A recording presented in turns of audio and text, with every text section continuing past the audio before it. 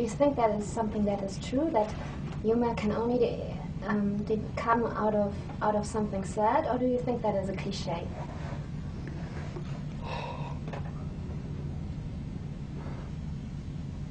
I know that Wittgenstein believed that the most serious and profound problems and questions and issues could be discussed only in the form of jokes. I mean, I know in U.S. lit, there's a tradition from about the 50s and 60s called black humor, which is a very kind of sardonic, sad type of humor. I'm grasping for something interesting to say in response. I think probably sometimes it can be, and sometimes it isn't. There are forms of humor that offer escapes from pain, and there are forms of humor that transfigure pain a little bit. Because in your books... Does that make any sense? Yeah, okay. perfectly. Okay.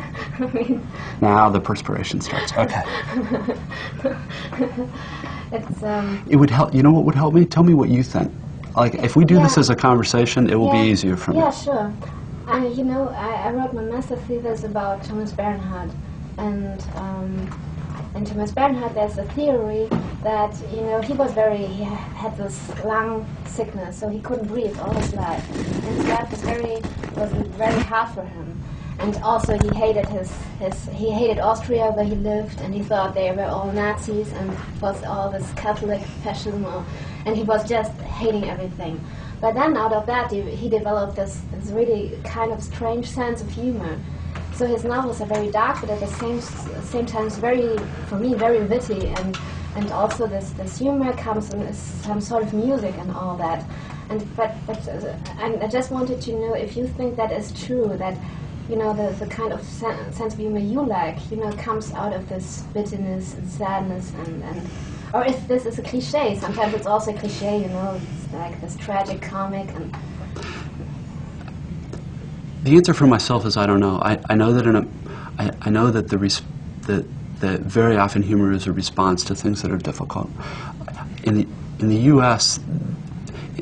There's a strange situation where, in some respects, humor and irony are political responses, and they're redemptive. And in another sense, particularly in popular entertainment, irony and a kind of dark humor can become a way of it's pretending to protest when it really isn't. Someone once called irony the song of a bird that has come to love its cage. And even though it sings about not liking the cage, it really likes it in there. It can be it can be both a wake-up call and an anesthetic. And the difference in the U.S. now is very tricky and very complicated, it seems to me. And what would you think is true for your books? I mean, for me, they have all this. They are about very serious questions, and they are often very sad. But at the same time, you get this sense of humor in there somehow. I'm not often all that aware of stuff that's really funny in the book. In the American version of Infinite Jest, I set out to write a sad book, and when people liked it and told me that the thing they liked about it was that it was so funny, it was just very surprising. It's the other strange thing about humor. I teach school and I teach literature, and some of what I teach is Kafka, and there's a story about Kafka that in some of Kafka's most horrific stories, his neighbors would complain because he would be laughing so hard late at night as he wrote these stories. He found them very, very funny. And there are things in them that are funny, but I don't know that many people would understand laughing so hard that your neighbors would complain. So there's something, it's probably difficult to talk to a writer about the humor or sadness or something in his or her own work because our sense of it tends to be very different from readers. Yeah, but there was one interview you gave. I forgot which media it was, but you said when you began writing Infinite Jest, you wanted to write something about sadness. So sadness was something that really belonged to this project. So could you describe what you? It was a while ago. The easiest way to talk about it would be that for the upper middle class in the U.S., particularly younger people, things are often materially very comfortable, and there's also often a great sadness and emptiness, and it's difficult to think about and difficult to come up with answers in the abstract. And I think I had started that book after a couple of people, not close friends, but people I knew who were my age had committed suicide, and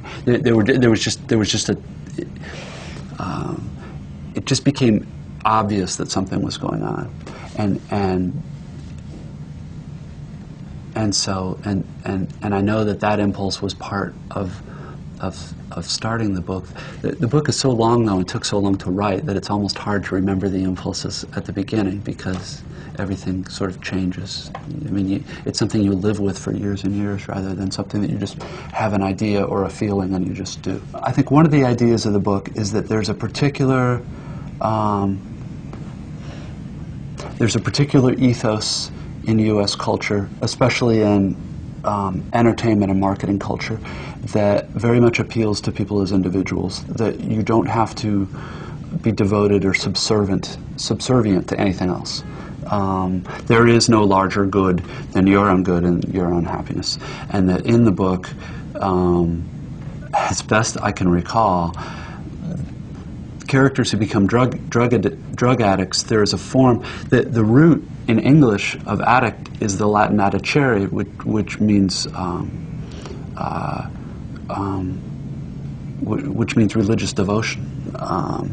It was an attribute of beginning monks, I think. There's an element in the book in which various people are living out something that I think is true, which is that we all worship, and we all have a religious impulse. We can choose to an extent what we worship, but the myth that we worship nothing and give ourselves away to nothing is simply sets us up to give ourselves away to something different.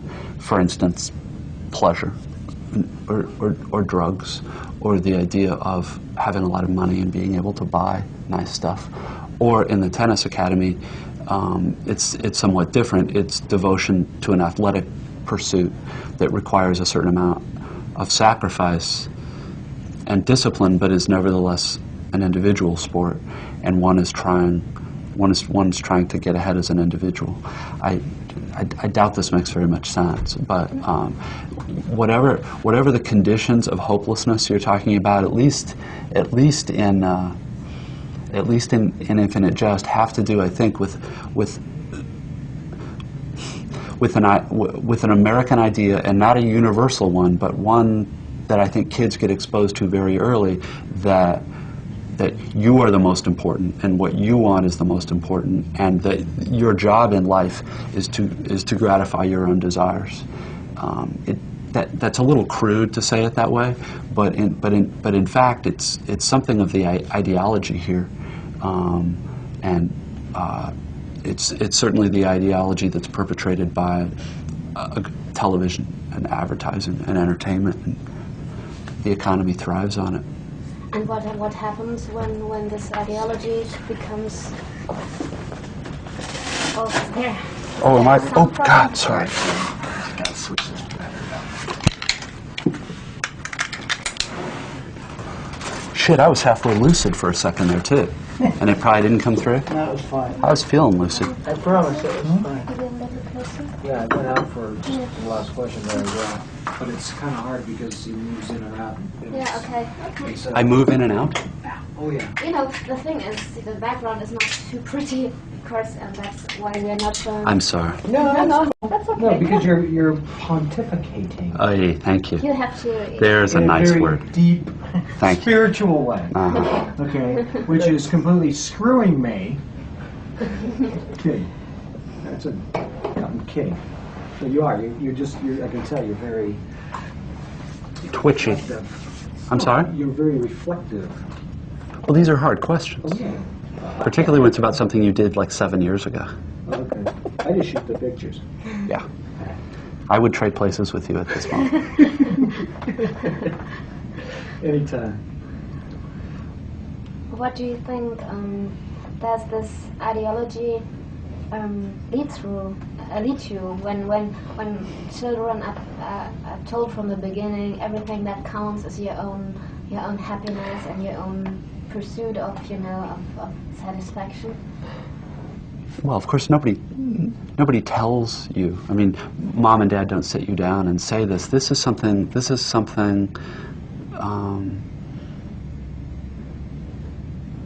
very subtle and is delivered by a great many messages.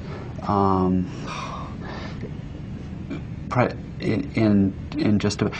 just conversationally, do you get what I'm talking about? I rather doubt that Europeans' idea of America is very different from this. I mean, this is one enormous engine and temple of self-gratification and self-advancement, and in some ways it works very, very well. In other ways, it doesn't work all that well, because at least for me, it seems as if there are whole other parts of me that need to worry about things larger than me that don't get nourished in that system. And do you think the Europeans know that? Do you think from the Europeans I've talked to, yeah. I mean, it's when I get in arguments with Europeans, it's that their view of it is sort of exaggerated and simplistic. It's a very complicated thing, and full of paradoxes and ironies and all kinds of stuff. And the idea that America is one great big shopping mall, and that all anyone wants to do is, grasp their credit card and run out and buy stuff, is a stereotype, and it's a generalization. But as a way to summarize a certain kind of ethos in the U.S., it's pretty accurate, particularly after the elections we just had on Tuesday. It's the U.S. is not getting better in this area. It seems like it's getting worse. Yeah, I mean, I've been coming here every year over the last couple of years, and it seemed to see this progress on that, this development. Also, people, when you go to a department store, people seem more aggressive and trying to sell you stuff. Yeah. Yeah, it seemed to get. On the other hand, I really like it here, because I mean, in Germany it's not that funny too. But yeah. It's not that what? Not that funny all the time too. I mean, it's also also an intellectual crisis and everything. It's stand still somehow. There are certain paradoxes that go along with being a wealthy Western industrial country, and it just seems as if they're probably somewhat common. We have our race problems. You have the problems of absorbing East Germany and dealing with all that stuff. But yeah, I'll stay out of politics. It's too upsetting. Also in this interview I read, there was also this, that you said, well, you wanted to write something about a generation. I mean, you weren't sure if you were right about this generation, but you somehow had that feeling that your generation was in that kind of trouble. Well, my memory is one of the reasons for setting the book in the future was that I'm now 40, so I was born in the early '60s, and to an extent, I think my generation tends to think of itself as children still, and as and as people with parents, and I remember wanting to do something about what would be the situation of our children, or kind of the next generation. And this childlike thing has this also something. There's one story and interviews with hideous men where the depressed person is always talking about the wounded inner child. Is that something that belongs together, or is this?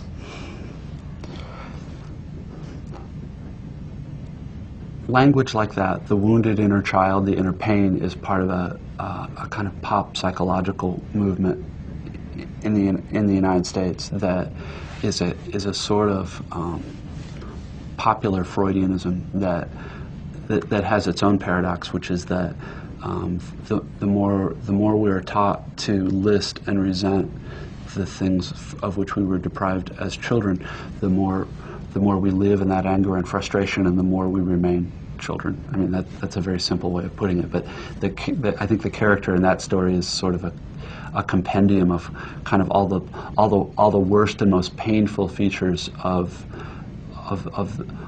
the popular psychology movement in the U.S. And I don't know whether there's any analog to that in Western Europe or not. Yeah, I think there is actually.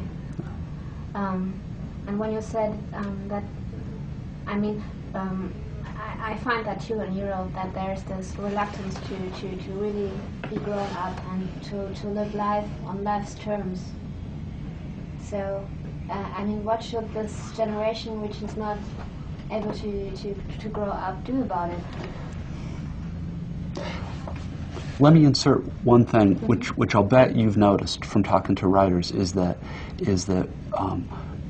most of the stuff that we think we're writing about in books is very difficult to talk about straight out, question and answer, and in some sense, it probably can't be talked about directly, and that's why people make up stories about it.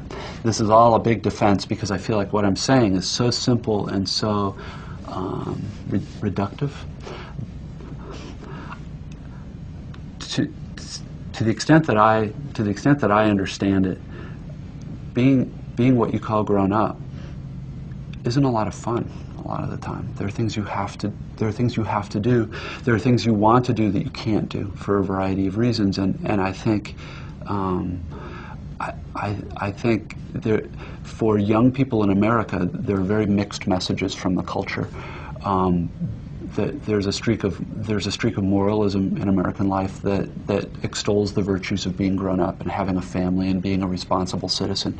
But there's also the sense of do what you want, gratify your appetites, because when I'm a corporation, appealing to the parts of you that are selfish and self-centered and want to have fun all the time is the best way to sell you things, right? And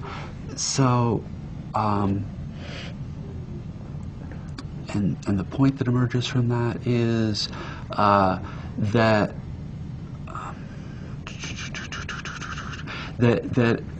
it's, I think, one more example of the American economic and cultural systems that work very well in terms of selling people products and keeping the economy thriving, do not work as well when it comes to educating children or helping us help each other know how to live and to be happy, if that word means anything.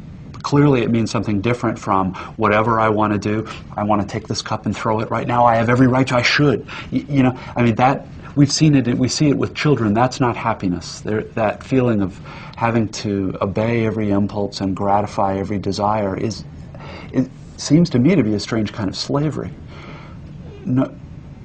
Nobody talks about it as such, though. It talks about freedom of choice, and you have the right to have things, and spend this much money and you can have this stuff. Again, saying it this way, it sounds to me very crude and very simple, but that's sort of the way. Yeah, no, I don't think so. But I mean, once you're in your. Does this make? Does this make any sense to you? Absolutely. Okay. And I'm not lying or something. No. I will tell you. Everything. But I mean, but you've spent time in the U.S. Is this? Yeah. Yeah, but I think it's not only a problem in the U.S. because everything that happens here somehow is copied by by people in Germany, and there it's also this impulse that you only have to do what makes you happy and forget about all the others, and you don't want to be with boring people who need you, and that's not attractive and all that. So it's it's more or less the same thing. So it makes sense to me, of course. And it works very well as a system for running an economy and keeping goods produced and sold, and it works wonderfully. The ways in which it doesn't work are much more difficult to talk about. So what would I mean? Yeah, you said it's but what speaking of that, where doesn't it work? One's reduced to talking, I think, about general terms like being grown up, or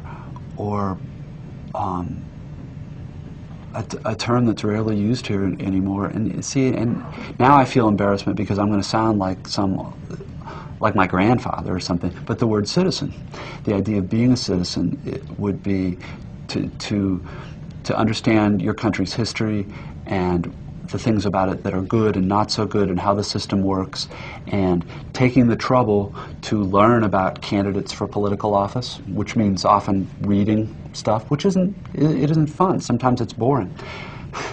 But when people don't do that, here's what happens.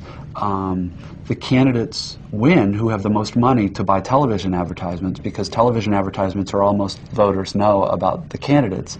Therefore, we get candidates who are beholden to large donors and become, in some ways, corrupt, which disgusts the voters and makes the voters even less interested in politics, less willing to read and do the work and do the work of citizenship.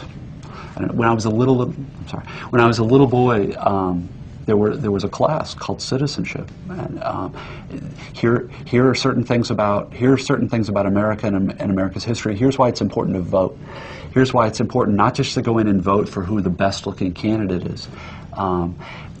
Here's what's really interesting, and I don't know if you can translate this. Talking about this now, I feel ashamed, because my saying all this sounds to me like an older person saying this, like a person lecturing, which in American culture sets me up to be ridiculed. It would be very easy to make fun of what I'm saying. It would be very, very easy to make fun of what I'm saying, and I can hear in my head a voice making fun of this stuff as I'm saying it.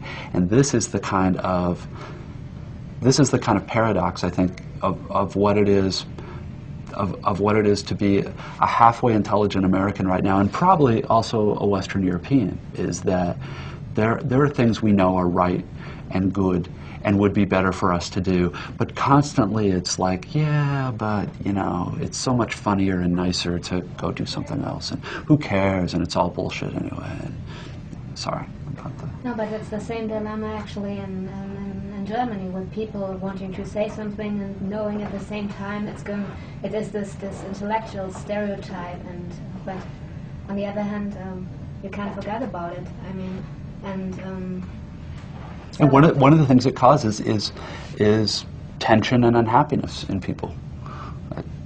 I don't think it's very complicated, and I don't think I've named the only reason for it.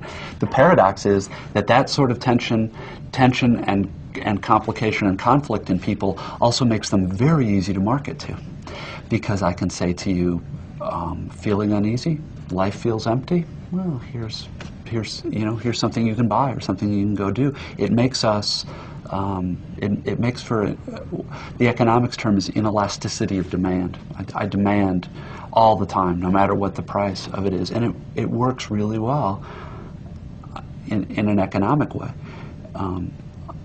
emotionally, spiritually, in terms of citizenship, in terms of feeling like a meaningful part even of this country. Forget the world, And I'm sure the U.S. government's sort of arrogance and disdain for the rest of the world is unpleasant, but it's also a natural extension of certain cultural messages we send ourselves about ourselves that work very well in some ways and make us very rich and very powerful.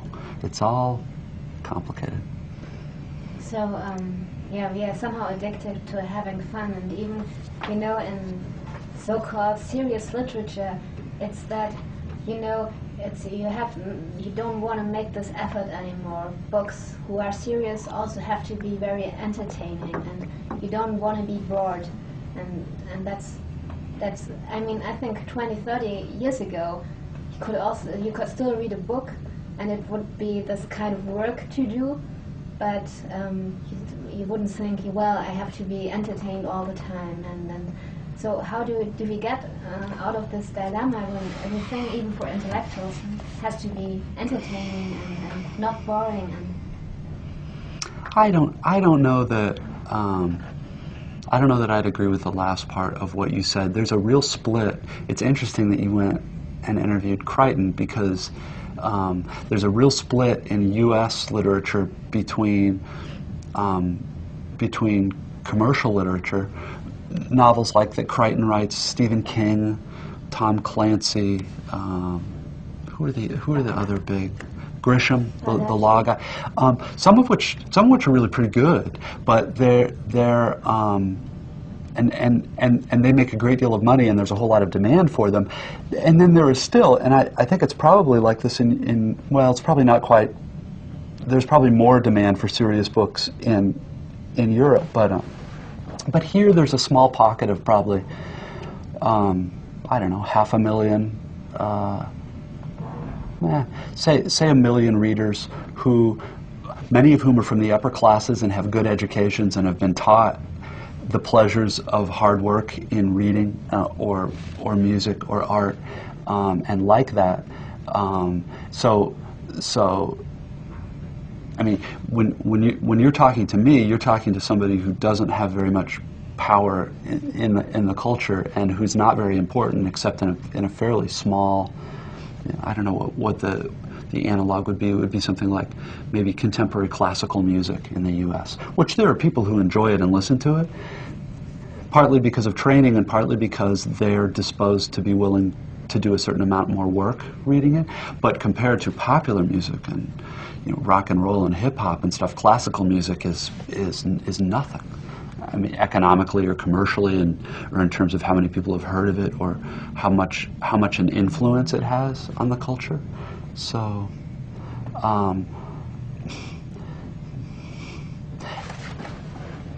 and for me personally, I don't know that it's really ever been all that different. I think probably American education used to be a little bit better and a little bit more difficult, and children had no choice but to realize that there were certain things that were hard and involved a certain amount of drudgery that were actually very satisfying at the end of it.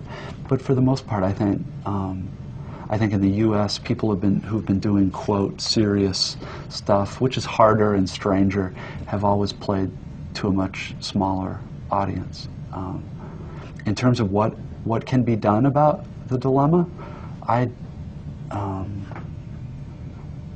first of all, I'm wondering who would care what I think, and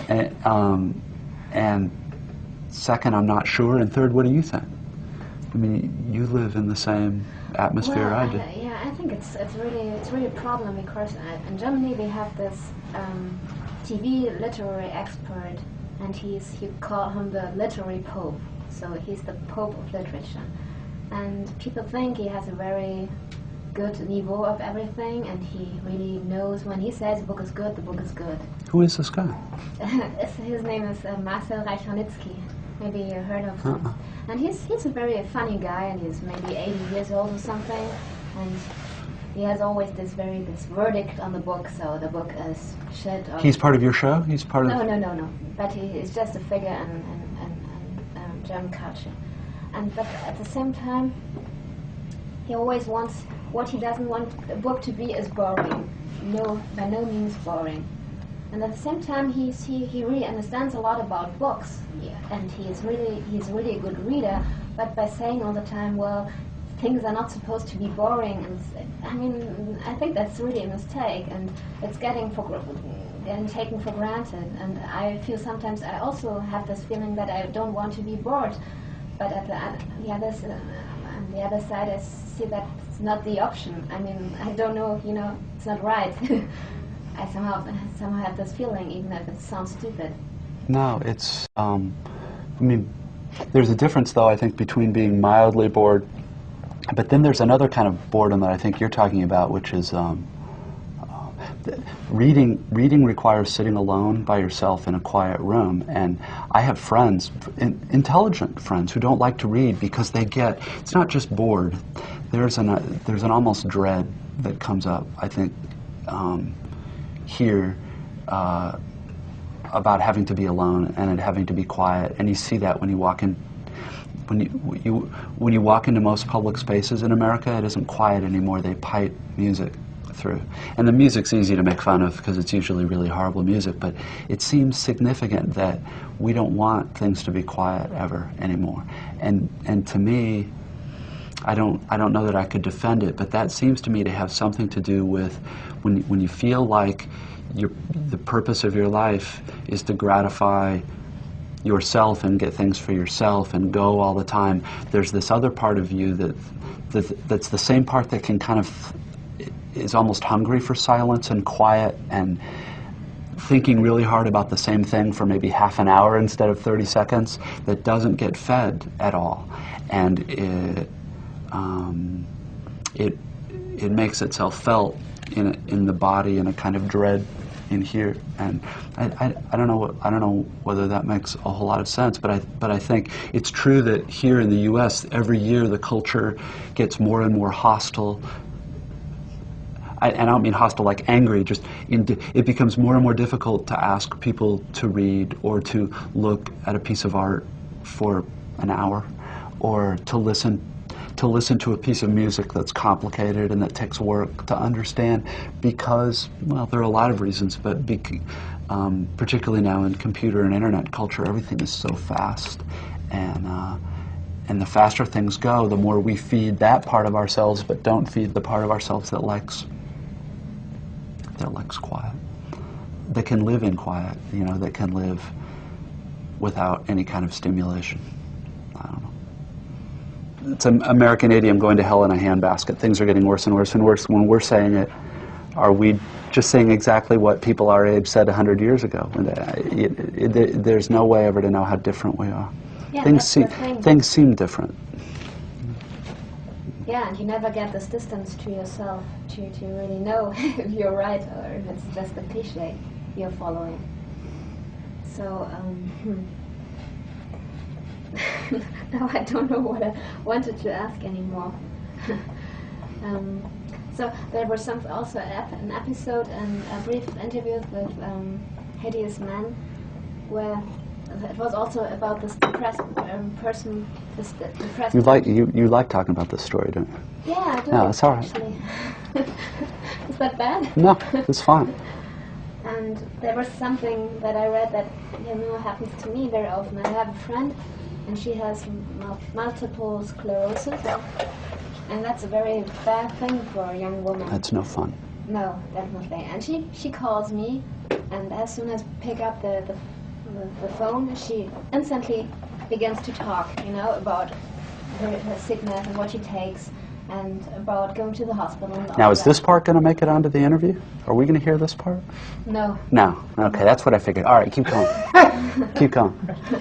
Everything I say is not going to make Fine. it anywhere, Okay. so Great. don't worry about that. Great. But I thought you wanted to have a conversation, so... Yes, okay. No, this is good. I'm just wishing this is good. Well, they can hear it, but it's not making it to the show. All right. So she calls me, and at the moment I heard her name, I think, oh shit, okay, the next couple of hours are gone, because she's telling me all that stuff, and on the one hand, I know she has really got to get that out, and it's somehow my duty, because I like her, to hear that. But on the other side, I think of my, my free time, and I thought, well, I was just sitting here and now I have to hear all this stuff, and afterwards.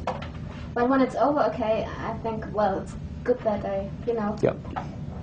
Imagine, though, if she called you up late at night and talked to you for 2 hours and it was mostly apologizing for bothering you, so that it's just one more layer of frosting, which is just something that goes along with kind of a depressive temperament. So there's a lot of narcissism and self-hatred. Yeah, but what I was thinking is, what is so bad about me, what's wrong with me, that I'm, you know, that I hear her name and I think, oh shit, again, that happened to me, I shouldn't have picked up the phone. And that's, you know, that's also part of the problem, because on the other hand, there's something that knows that I have to, that is something I have to do, really. Yeah, but it's also, I mean, it's not, well, no. Now we're in this conversation, I'm going to be talking about your specific thing. This doesn't get used, right? No. Right? No, but it's just kind of, I don't think you're a bad person for, I have a friend who's not sick, but lost her mother, sister, father to cancer all within 3 years, and then her best friend died of AIDS in San Francisco. This woman had the most terrible 2 or 3 years of anybody I've ever heard of. Pretty good friend of mine, and my heart would sink every time, because it was always painful, and she didn't complain about it. You know, she was doing real good, but it was still. I like things to be pleasant. I'd rather drink my chocolate milk and read a comic book than hear about unpleasant stuff. But the depressed person lady just has another spin on that, which is that she's so worried about that feeling you have of dread that she's calling, that she's going to try to get in there and hate herself for it before you can. And there's a great deal more narcissism in her that didn't like her very much. Yeah, I have a feeling we did. Yeah, I don't. It's usually really bad not to like the main character of a story, and I haven't done many where I didn't. But this one I didn't like, and so it's just why I smiled. Everybody asked me about this story, and it's like the one I don't want to talk about. But it's fine. It's fine. No, I also found that you didn't like her, but nevertheless the story is interesting. But she didn't like herself either, so she would have predicted that I didn't like her. Right. So, do you still, do you watch TV? I don't have a TV, because if I have a TV, I will watch it all the time. So there's my little confession about how strong I am at resisting stuff. I watch TV over at friends' houses and stuff sometimes. I don't watch as much as I used to. Yeah, but, Infinite Jest, the entertainment is not coming from TV directly, but it's coming from these, I thought they were small, from these cartridges that you kind of order and get all the time. But is the entertainment in Infinite Jest and TV as it is in America today, is it somehow similar, or? Well, I don't know what you mean by TV. I mean, there's network TV, and there's cable TV, and there's satellite TV, where we can get 500 channels, and then there are movies and various things available on both tape and DVD. And so the phenomenon of TV, the stuff you can look at when looking at a TV, is probably not all that dissimilar. My memory in Infinite Jest is that there was some complicated setup where they would sometimes broadcast things and then sometimes deliver it to you on a cartridge, and you would have to let me go look at that. I don't remember very well how Yeah, it worked, no, but that's right. I don't think there are things about the book that are not probably economically all that realistic. So. Yeah, but it's just yeah. It seemed to me that all the people in the book wanted to reach a similar state of mind, like something like amnesia, the people who were doing drugs and people who were using the entertainment.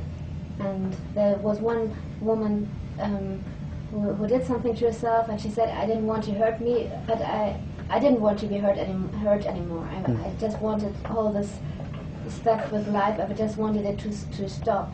Is this a similar something? Is this a similar goal which people want to reach about similar ways? Sort of amnesia or self-forgetting? Sure, I guess. I mean, I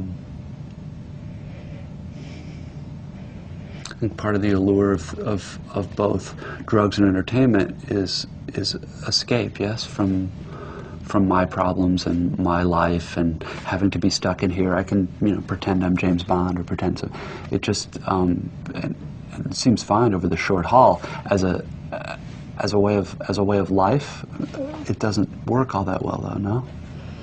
No, but in your book, I mean, there are a lot of people doing drugs and trying to, not have to feel those things anymore. Yeah, well, stop me if I'm wrong, but because again, like I said, I did this thing like 7 years ago. Just say what you think about No, it. I don't quite get the question, because it seems to me like the parts of the book that have to do with drugs have mostly to do with this halfway house, where people who've been doing drugs for 10 years kind of stop and then sort of lose their minds, because all of a sudden now they are starting to feel some of this stuff.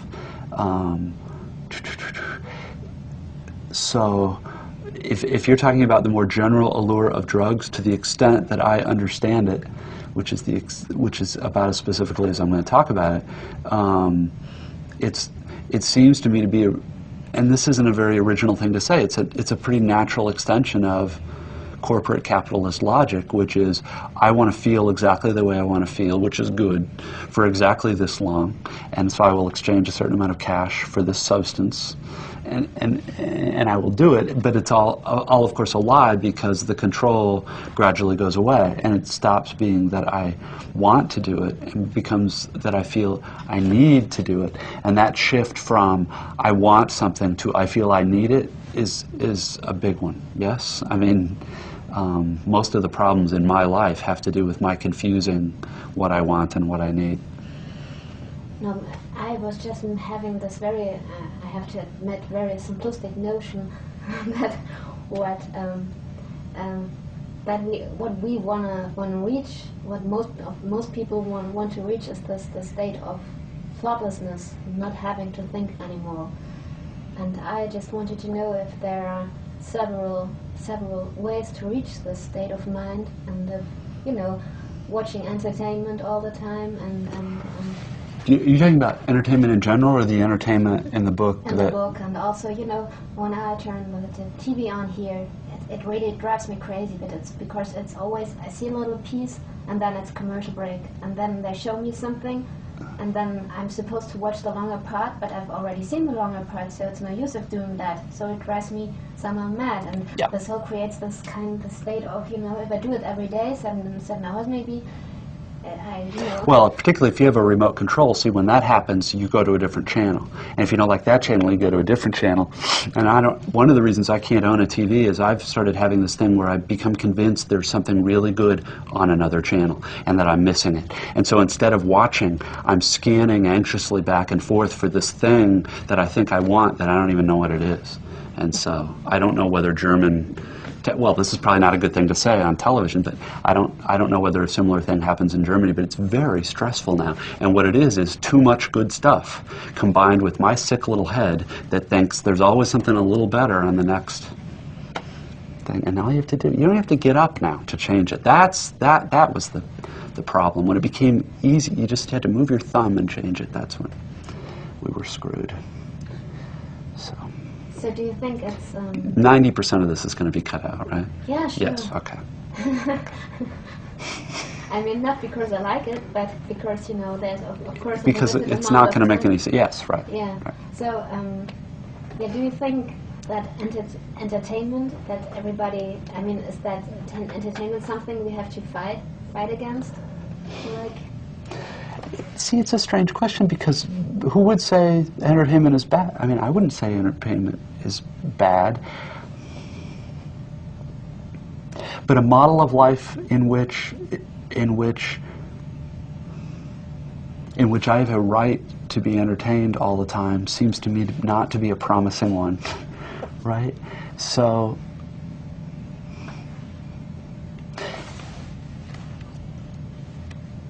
And this won't translate, but of course one of the insidious things about it is that entertainment is so goddamn entertaining So imagine this show were running on American TV, and I were sitting in this hotel watching it. Okay, we've got this pointy-headed, nerdy guy talking about this stuff, or I've got, you know, Pamela Anderson running on a beach, or a hilarious comedy. Which one am I going to watch?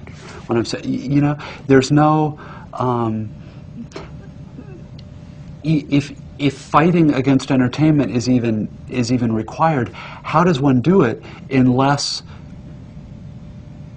Well, there are two options. One is you direct the attack only to people who are willing to listen to the complexity, but those aren't the people who are enslaved by entertainment anyway. Or you find some way to make the attack on entertainment entertaining, in which case you've been captured by the very thing you're fighting against. It's very, very strange. Yeah, that's exactly the dilemma. Yes. That's exactly it. Just that is different, but the topic is different now. So the Infinite Jest takes partly place in a tennis academy. So, and you I read, have been a tennis player, a quite good tennis player. A somewhat good tennis player, not a quite good tennis player. No, I played a lot as a kid. Yes. And then you said once, well, tennis is a little bit like chess and like boxing. It's I don't know if it's a combination of the two or if it's, but you somehow related the three together: tennis, boxing, and chess. So what makes tennis so special? Sorry. Well, if you're asking why it's in the book, the reason it's in the book is it's the one sport I knew well enough to be able to try to talk about why it was beautiful. And it's also a sport that has to do with two very bounded spaces and sending stuff back and forth between them, which has other stuff to do with the book. I think tennis is a very, very beautiful sport because it's very abstract and geometrical, and tactical like chess, and it's also very, very physical. There's a lot of running. You get very tired playing. I don't know about the boxing thing, unless that it's just usually one person against another person. But it's. And with chess? Well, if you're really interested, really good tennis players, like really good chess players, are always thinking 4 or 5 moves ahead. Actually, this was something that some of the German players who were superstars in the 90s were something very good at doing. Boris Becker didn't just come up and hit an ace. What Boris Becker, and I think he'd learned this from McEnroe, was really good at hitting a forcing serve that made you hit a weak return that let him come into the net and put the next shot away. I mean, so that everything is being thought of ahead. But it's also very combative. You and I are playing. If I win, you lose. I'm trying to beat you. Very individual. I don't feel like this is making any sense at all. It does. Okay. Okay. I'm sorry, but No. It does. Okay, fine. Well, you can run some sort of editing magic. Yeah, sure, but I don't have to. But there's also something about it's also combat at a distance. In boxing, the two bodies are very close to each other. There's something a little colder about tennis, which is I'm trying to beat you, but you're 75 feet away from me, and what's traveling between us is just this small thing. There's something more abstract about it, which is a little bit more like chess. And what you also said is more mathematical, right? Are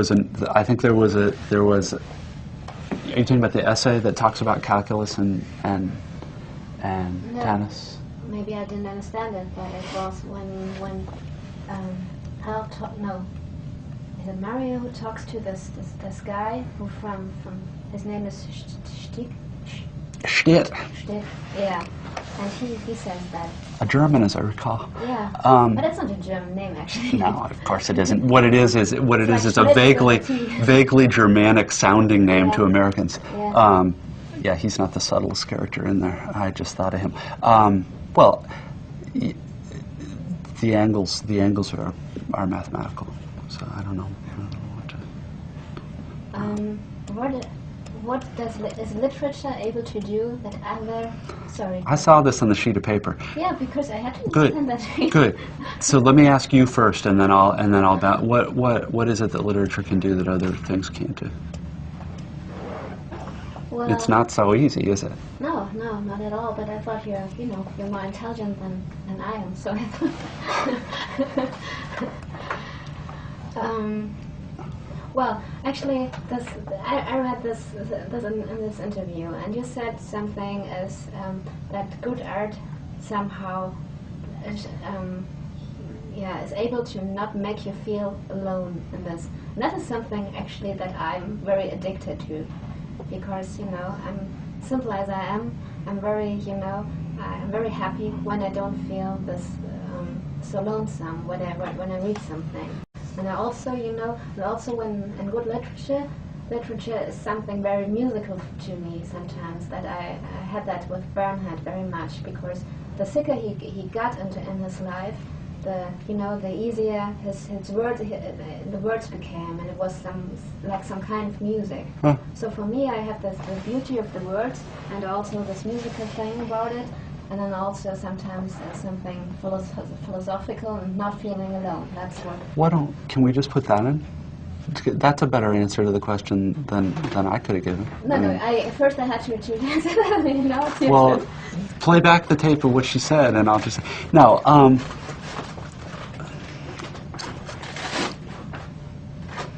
It's a heavy question.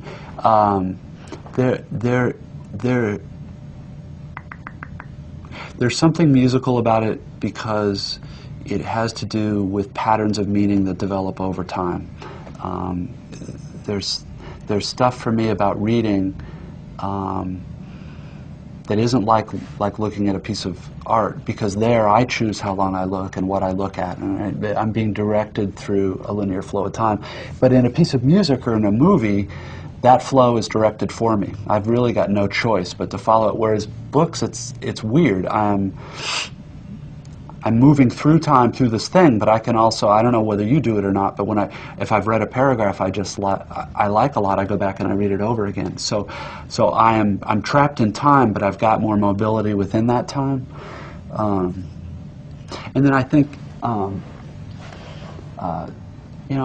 there's other writers I've talked to about this, and most of us who end up doing this like to read as kids, probably for the same reason you did. There's I'm trying to think of a way to say it where it isn't just sounds stupid and simple, but it goes without saying that there are four of us in this room. I'm sure we all seem fairly pleasant. We don't. There are big limits on what we'll ever know about each other. I don't know what's in your mind right now. God knows I don't know what's in his mind right now. There is a way for me, and I'm not really talking. I'm talking more as a reader, that when I'm reading something that's good and that's real, I'm able to jump over. I'm able to kind of jump over that wall of self and inhabit somebody else in a way that I can't. That we can't in regular life, but when I do inhabit that other person, very often what they're thinking or saying or feeling are things very much the way I do, but I'm scared there's something wrong with me that I do and nobody else does. There's a tremendous reassurance about that kind of communion and empathy. And then it gets more complicated because I'm also getting access to the mind of the author in a way that we don't have access to each other talking this way and stuff. And so that there is, it's most of the friends I've got, and most of my friends don't like to read. Most of the friends I've got who don't like to read find it A, boring, and B, just kind of lonely and slow. And I just don't get it, because I'm watching television for me, although it's easier, is much lonelier. Watching flat images on a flat screen, doing interesting things, and often they're very easy to look at, is very different from knowing what it's like to be inside somebody else's skin, or knowing what it's like to be able to spend 2 hours with an author who somehow can make me feel like I know what it is. I mean, it just seems like a form of magic to me. And is it also comfort? I can't remember which American writer it was who I heard him speak, and he said that his job is to comfort the disturbed and to disturb the comfortable. And so there's something comforting. there's something comforting about being able to inhabit somebody else, but there's something also very uncomfortable about it, because usually the experiences that person is having are just the ones that I don't like or that I haven't worked out. And it seems to me that the biggest split isn't between music and literature or music and sculpture or whatever. There are forms of art that offer us escapes from ourselves and our daily lives, and I think that's fine in small doses. And then there are kinds of art that offer us more sort of confrontation with our own lives. And I don't think it's surprising that there isn't as much demand or as much money in the latter, because it's more difficult and less pleasant sometimes. And it takes skill and education to get good enough at reading or listening to be able to derive pleasure from it. There's class stuff involved here that gets very tricky. But I think it's worthwhile. I think reading and writing are both worthwhile. That's very profound. Okay. Did good for a while. In the middle there, that was lucid. All I did was parrot back what you said, but I took like 10 times as long. No, that's and not I did this a lot more. So. Boy, is it hot in here now. Yeah, it's true. Oh, yeah. So, we are right into something that I actually have. Do you want me to get you some little bit of water or something? No, I'm fine. I'll just be sweating here in my chair. Like, It's fine. you know, Not a problem. like the typical American. Yes, the sweaty American. I'm proud to sweat on behalf of the USA. So we are just in the middle of a question that I put on this paper, which was somehow faxed or emailed to you. So And which I received. that's good to know. The fear of the writer that his work and his persona somehow made banal, and be flattened and abused as soon as the media. I don't recall that. Where's that written down there? Yeah, Banal? yeah. I don't know if that's banalized. Oh, but this is, okay. I think that I made this word up. I How think interesting. See, mine stopped here. Really? Yeah, there wasn't any of this stuff. Oh my God. No, it's fine. So it'll all be stuff. So we're talking about like the marketing of writing stuff. No, but I mean it's the fear of the writer that his work and his persona are somehow made into banal. Not only by promoting. Yeah, well, it belongs to promoting. The work and his persona are the same thing. No. But they're both made. Yeah, but as when when you are out there for the media, and what happens then? I see a paradox here. I'm going to talk about the difficulties of having to deal with the media, but I'm talking to the media. Sure. Right. I mean, See, I'll pretend I'm talking to you, but when the show's, you're going to have this face, sweaty face, on camera, talking about how difficult it is as a writer to be on camera. In which case, if I were the viewer, I would go, so why is the son of a bitch on camera? So how do you suggest I handle this? Yeah, no, it's a paradox, but at the same time, I think it's very. I mean, it's a legitimate fear to have. So.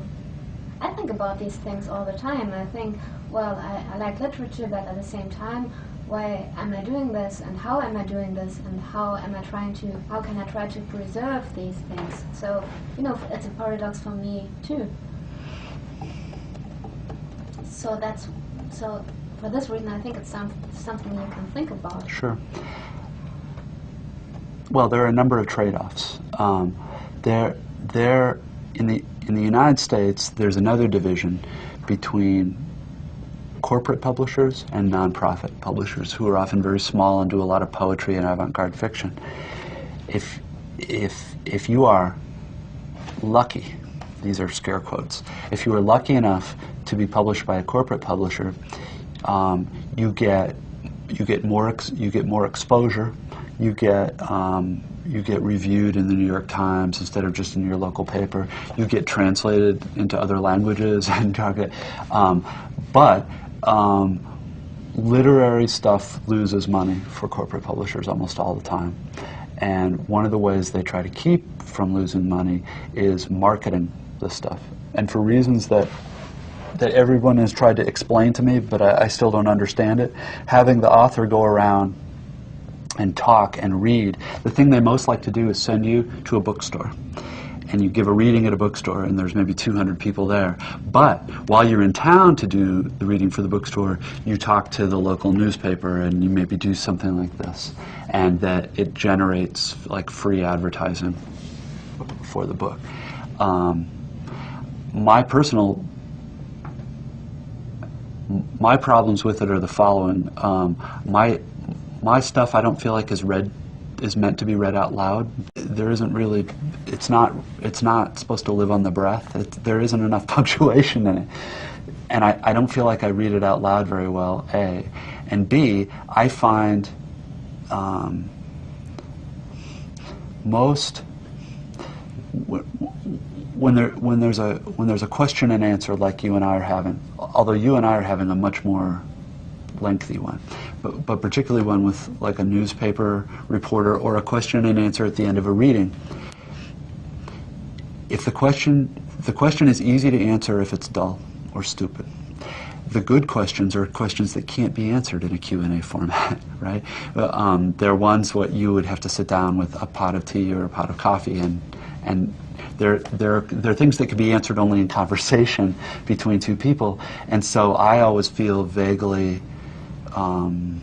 fraudulent, or there's a thing about doing this where you're helping me. We're pretending we're having a conversation, and I'm also pretending that there aren't cameras all over here, but in fact this is all on TV, and I know that I'm supposed to ignore, like I'm not supposed to look at the camera because that doesn't make for a good interview, but trust me, when I'm sitting here, the camera is the thing I really see. It's all very strange.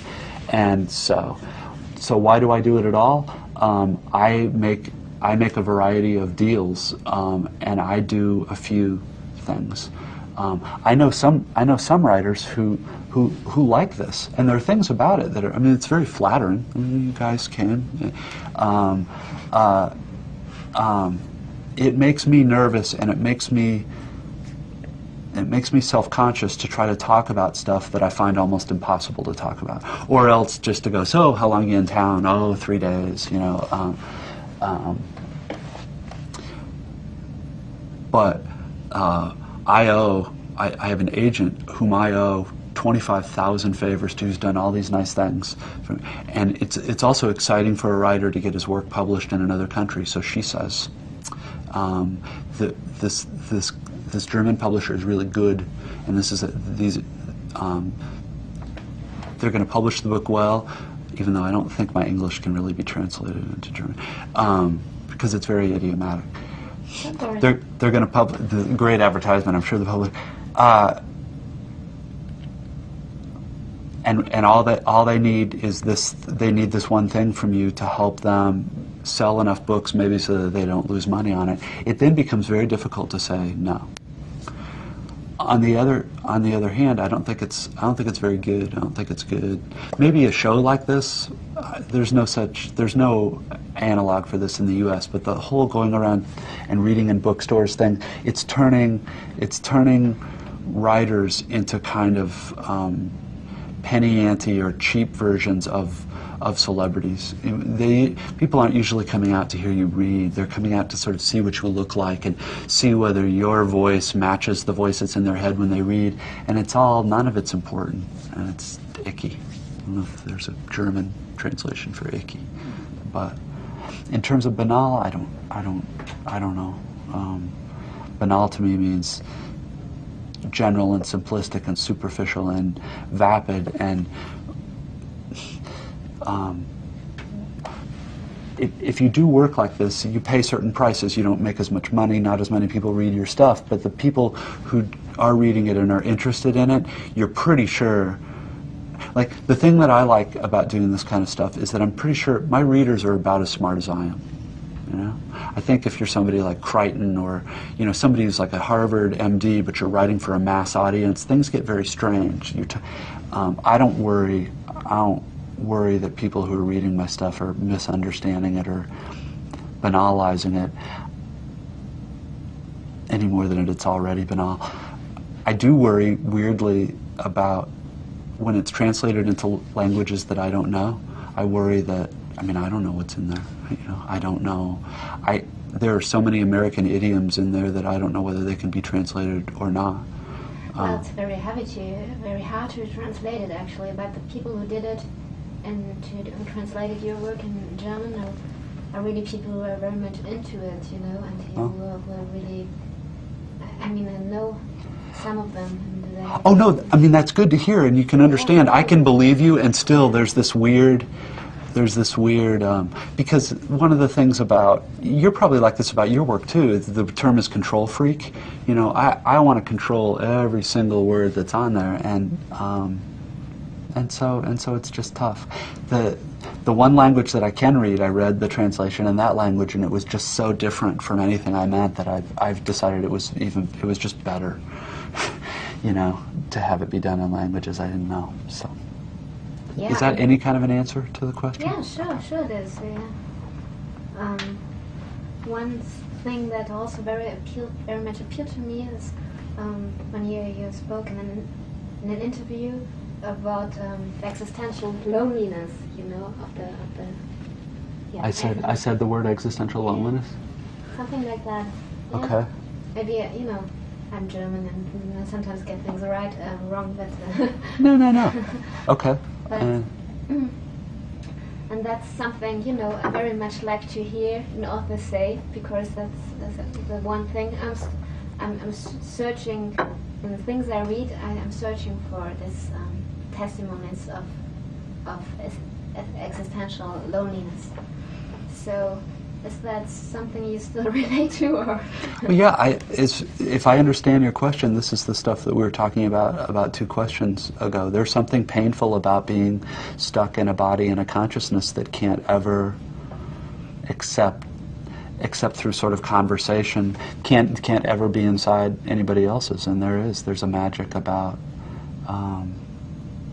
Except, see, I don't know that much about music. People who do say that there is a purity with which the composer's emotional state can be felt by the listener that can't be approached by anything else either. There's probably most kinds of art have this sort of magical thing of, for a moment, there's a kind of reconciliation and communion between you and me that isn't possible in any other way.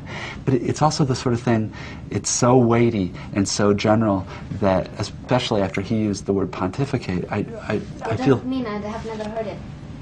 The word pontificate, to speak pompously about very, very complex, abstruse matters. It's a little bit pejorative, but he meant it in a funny way. But it's... And this is something else about, like, being an American. When I hear the word existential now, half of me rolls my eyes. Oh, what a bit, you know, the big, sexy, like, philosophical term, and it becomes hard to speak seriously about it because all I can hear is being made fun of for how serious and boring and dull I'm being. If that makes any sense. Good luck editing. Yeah, your German accent's much better than mine. How surprising. Yeah, really.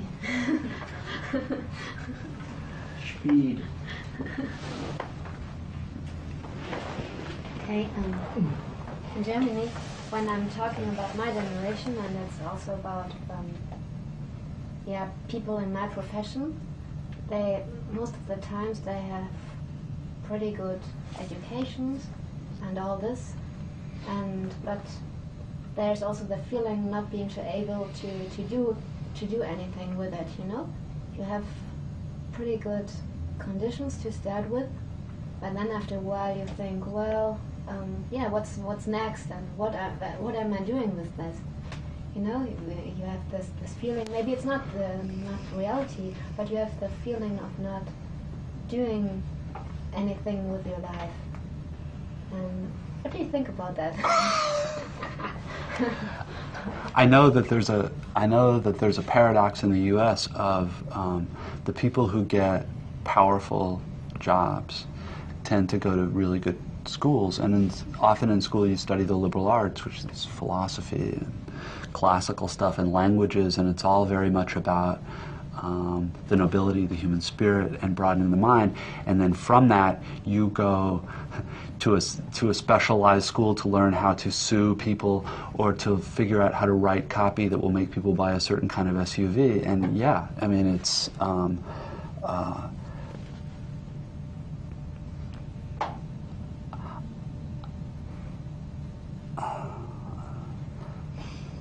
I don't know what I think about it other than that I'm not sure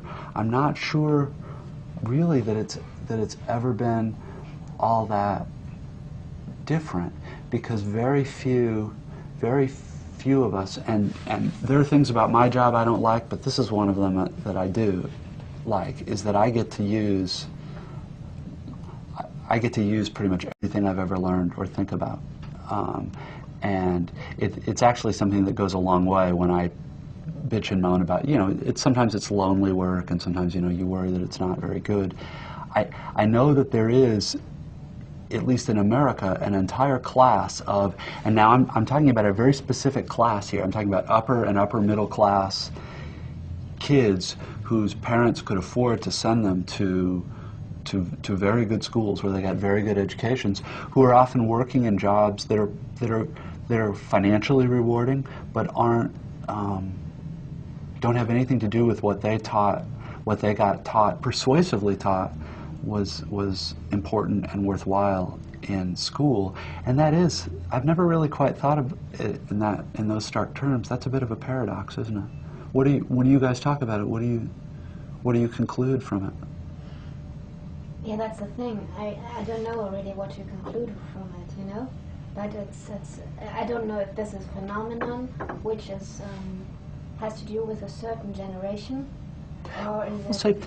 Say a friend of yours your age who you were in school with, who's a businessman now, would say that you are better off than he, because you're at least getting to use a lot of the stuff that you studied in your actual work, right? Right. Yeah. You know what? We could talk about it for a long time. I don't know that I could say anything about it that would be interesting on camera or from an on-camera point of view. My suspicion is that this has got something to do with something that was explained by original sin in Genesis, which is that as we get older, we have to do things to get money to stay alive, and that there are things about that often feel very wrong to us, which is probably really going to be sad. It would be very nice if you cut that out, because that just sounds weird. I don't know. Yeah, I get this alienation is just part of it, I mean, in your book, in Infinite Jest, it seemed that there also are people who are, they don't want to grow up, and they just feel, somehow alienated from what they started, and they say, well, we have done this and that, and so, I mean, what are we supposed to do now? We're not talking a Marxist kind of alienation. We're not talking about alienation from the means of production or anything. Yeah, there is. See, the thing of it is, though, at least in the U.S., this would be my guess, is that I doubt that somebody who went only to high school, which is the secondary kind of school, and is working in a factory, feels I doubt he wakes up and go, well, by gosh, at least I don't have all this humanistic learning that I'm not using. Yeah, I don't imagine he's any more satisfied or nourished inside by his job either. What you and I are part of is a class and generation that can be very articulate about what our complaints are and what we're feeling uneasy about. And I think if there's something that characterizes our generation, is not that we've come up with new problems or brilliant new solutions to them, but that we're endlessly verbal about it, and which is probably a start, at least being willing to talk about it. But yeah, so. We started out talking about all this dilemma with wanting to be entertained, and you just mentioned that there was this big vote in America a couple of days ago, and this also this movement into a certain direction. And you asked me what I thought it was in 10, 20 years from now. So what do you think? Do you think will be in maybe a couple of decades from now in America with this whole, I mean, how will this development go on? I don't know. I don't know, I'm scared. I don't know that I could say anything about the last couple of years that anybody else couldn't say, but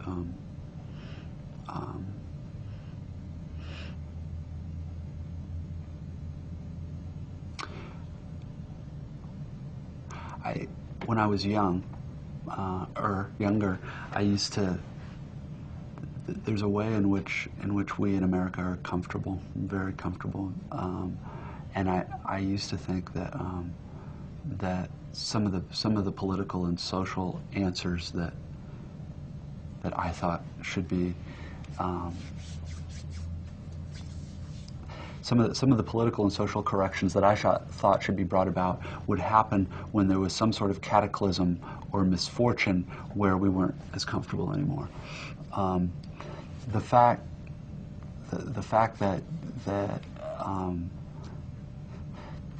we now have clear evidence that the way we live and the relationships we have with various other countries are causing some people to hate us so much that they want to kill us, and may succeed in killing a great many of us, frightens me only because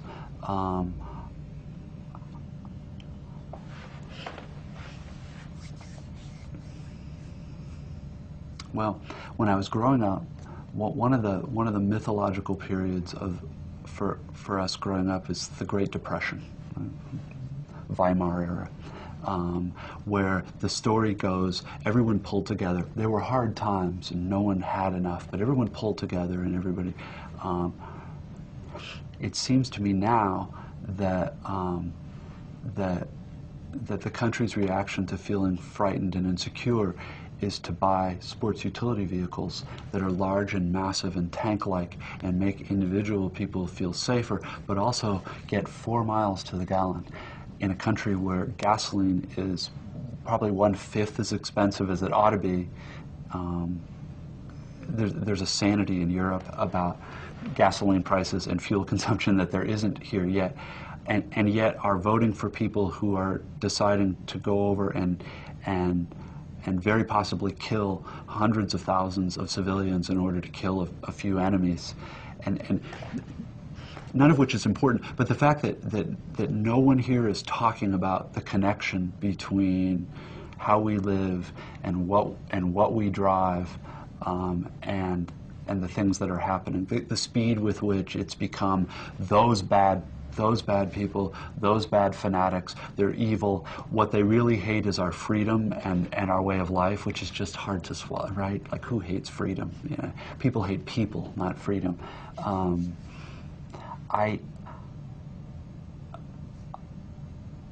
now don't know what's going to happen, and I am as an American as scared. Not since I was a little boy and I worried about the U.S. and the Soviet Union having an intercontinental. I remember, not since that have I been this scared. And this is totally personally, but I'm more scared of us than I am of anybody else, and that's a bleak place to be. I'm not sure how I feel about.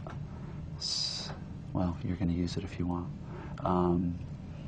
I don't think this is an evil country. I don't think American people are evil. I think we've had it very easy materially for a long time, and we've gotten very little help in understanding things that are important besides being comfortable. And I don't think anybody knows how we will react if things get really hard here. And the fact that we're strong militarily and economically is a good thing, but it's also a frightening thing. To some of us as Americans. So and what kind of, which is already almost. Now I probably will, well, luckily, yeah, not a lot of Americans will see this in Germany. So what, I mean, are there any means of rebellion? Sure. So What would it be? Well, there are people doing it all over the place. I don't know about people rappelling down buildings and getting tear gassed and stuff. The people I know who are rebelling meaningfully, you know, don't buy a lot of stuff, and don't get their view of the world from television, and are willing to spend 4 or 5 hours researching an election rather than going by commercials. And the thing about it is that in America we think of rebellion as this very sexy thing, and that it involves, you know, action and force and it's good. And my guess is the forms of rebellion that will end up changing anything meaningfully here will be very quiet and very individual, and probably not all that interesting to look at from the outside. I'm now hoping for less interesting rather than more interesting. Violence is interesting, and horrible corruption and scandals and rattling sabers and talking about war and demonizing 1 billion people of a different faith in the world. Those are all interesting. Sitting in a chair and really thinking about what this means, and why the fact that what I drive might have something to do with how people in other parts of the world feel about me isn't interesting to anybody else. That was very close to the truth, but I don't think it's going to make much sense. And plus, yeah, it's a little. I mean, I'm a writer. I'm not a, you know, I'm not a politician or a political thinker or whatever. Just a scared little American. So, living in California. Just one more question. Do you think there is ever a chance that we might get rid of this love for attractiveness and for all this? I mean, that's this visual thing and all this. And you said rebellion is supposed to be attractive, or people think, well, it's attractive to take your gun and to be this rebel. But the true rebellion is not supposed to be attractive, because it just isn't. So how do we get rid of all this visual? Yeah, it's weird to be saying this on television. But see, there's something about there's nothing wrong. It's not that there's anything wrong with being interested in stuff that's interesting and attractive. What it seems to me like here is that television and corporate entertainment, in order to make, because it's so expensive, in order to make money, it has to appeal to a very wide audience, which means it has to find things that a lot of people have in common. And I don't know about you, but here, I think what most of us have in common here are our very most base, uninteresting, selfish, stupid interests. Physical attractiveness, sex, a certain kind of easy humor, vivid spectacle. I mean, that's stuff that I will immediately look at, and so will you, and so will you, and so will you, right?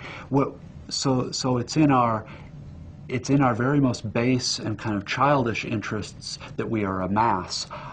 The things that make us interesting and unique and human, those interests tend to be wildly different between different people.